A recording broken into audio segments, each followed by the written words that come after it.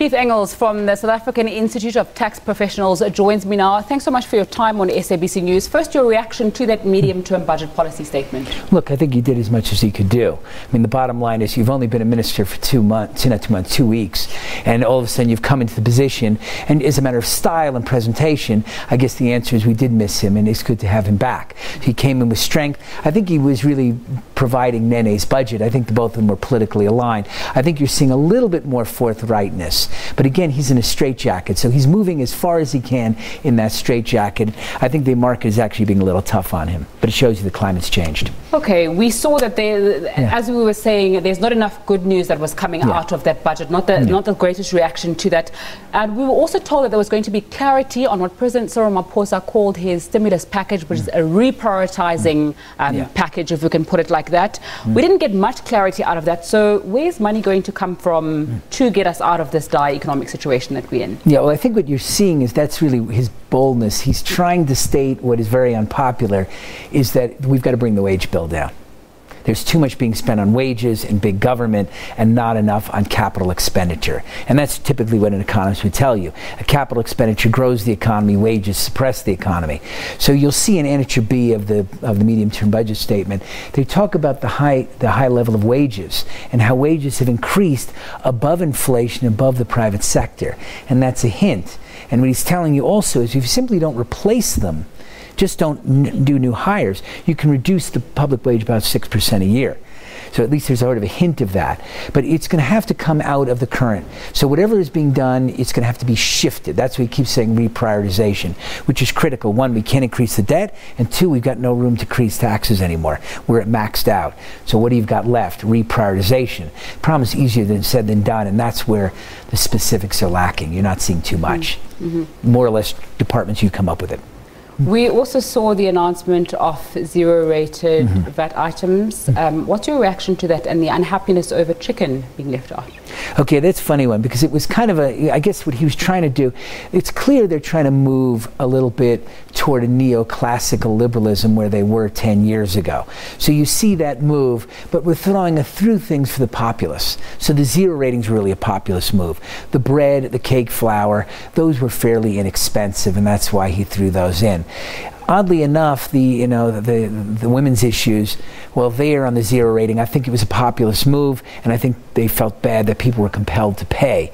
But they've also done something else. They said they're going to provide free ones as well, which I thought was really if you provide the free, then you really don't need the other. The chicken is a big expense item, and the real issue is, sure, it's going to help the poor, but then it's going to help the rich much more because they're spending a lot more on chicken. So the theory was that the proportion wasn't right.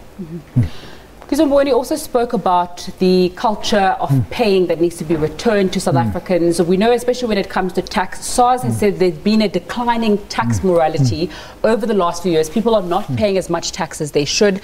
Speak to us about if that is really an issue and whether we now as South Africans need to get into line and start paying our tolls like the e-tolls. Well, there are two issues. There's SARS and there's paying. Now, I think what he was saying is self-reliance. That was part of his message in there. You need to pay for things. You need to be self-reliant. You can't rely on the government to do everything. That's a more general message, which is more neoclassical. The other issue really is, what about SARS? And if you take a look, he is counting on SARS to get him out of some of his problems. Because he says, I can't raise taxes anymore. It just won't work. I can't raise VAT again. I can't raise income tax. I really can't raise anything that's going to give me money. The only way I can get money is getting a more effective revenue service. So you see 16.5 billion being thrown into the revenue service. If you take a look at his outer projections, he's expecting his revenue GDP ratio to come up, and that's going to have to come through collections. The question is, with more money in SARS, more empowered SARS, the question is, what can SARS do? And it's two things. One, well, if people believe in government again, maybe they will be more willing to pay. But as nice as people are, there's going to have to be an element of compulsion. If the SARS is ineffective, even if it's nice, you're not going to get money that way. So you have to make the SARS effective again. And that's why it's so critical, the people that are in there. We were speaking to an analyst yesterday who said that where we can get money from is within the country. There are people who are not investing in the country because they're saying they're jittery about some of our policies and investments, but there is a large group of money inside. Some people have called it an investment strike. Do you think that there is actually an investment strike from within South Africa? And will his speech yesterday move people closer towards saying we will invest this money back into South Africa? I think that's our problem. That there is an investment strike. It's been going on for a long time. So now with the change in government, yes, they're more willing to look, they're willing to kick the tires, think about it, but are they willing to put the money down?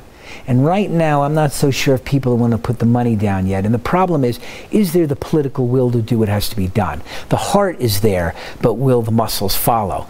And I think until people start seeing some real action, you're going to have people sitting on their hands. Not a strike, but just sitting on their hands. Thanks so much for your time on SABC News.